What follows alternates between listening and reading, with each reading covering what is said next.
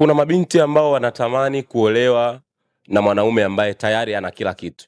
Mabinti wabadilishe attitudes zao. Asilimia kubwa sana mabinti anatamani kuolewa na mwanaume ambaye tayari ana nyumba, tayari ana gari, ana kazi nzuri, ana mshahara mzuri, he got a lot of money in the bank account, anaweza akampeleka sehemu yoyote, anaweza kaomba kitu chochote kwake akampa, akaomba hela kusuka 100,000 akampatia, akataka shopping akapewa. Hamna mwanaume wa hivyo. Wanaume wote ambao unaona hivi vitu wanaweza wakafanya, wanakufanyia wewe kwa sababu ni mchepuko, wanawake zao, wamepambana nao from the scratch mpaka sasa hivi wanayo maisha. Some guys are just trying. Kuna wanaume wengine ili wafanikiwe, ili wapate mafanikio makubwa, lazima wapate mwanamke mwenye akili timamu.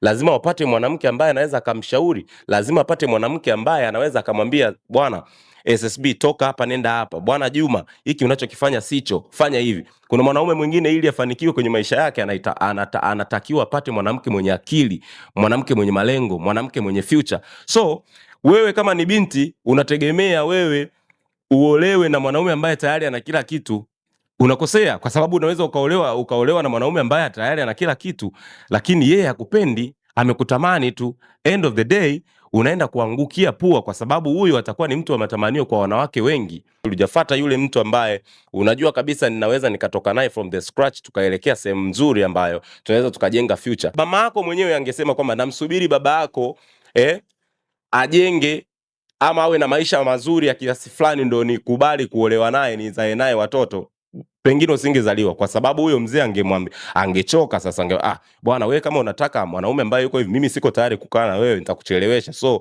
you can just go find another man. Wamekaa wakavumiliana, mama yako akamsupport baba yako mpaka nyinyi mmepatikana na maisha yanaendelea, mmesoma vizuri mpaka sasa hivi. Mahusiano ni haki ya kila mtu. Kila mtu ana haki ya kupenda, ana haki ya kupendwa. Hakuna class ambayo hii inatakiwa kupendwa, hii haitakiwi kupendwa. Yaani hakuna tabaka kwenye mahusiano kwamba matajiri wanatakiwa kupendwa, maskini hatakiwi kupendwa. Ama mwanaume mwenye pesa anatakiwa kupendwa, mwanaume anayejitafuta hatakiwi kupendwa. Ama mwanaume anayejitafuta hatakiwi kuoa, na mwanamume ambaye ashajipata ndo anatakiwa kuoa. Kuna wanaume washajipata lakini hawawezi kuwa responsible kwenye ndoa. Lakini kuna mwanaume anajitafuta and that guy can be very responsible na kwenye ndoa akafanya vitu. Kuna mtu analipwa mshahara 300,000, kuna mtu analipwa mshahara 200,000 kwa mwezi, lakini ana watoto 2 na watoto wanasoma, watoto wanakula milo 3 kila siku, wanavaa vizuri. So kitendo cha kuwa na pesa, nyumba na magari sio kigezo cha kwamba kinakufanya wewe mume bora. No. Dada zangu, kumbukeni, kuna wanaume ili wafanikiwe kwenye maisha yao wanahitaji kupata mwanamke mwenye akili timamu.